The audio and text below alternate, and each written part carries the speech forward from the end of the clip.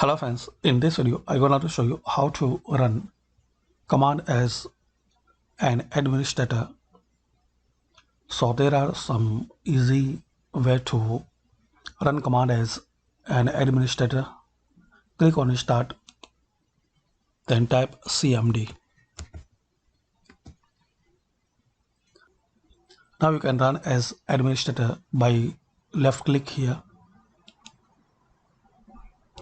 If it will ask permission, so click on yes.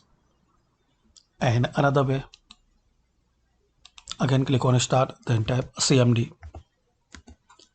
Right click on command prompt and click on run as administrator. That's it.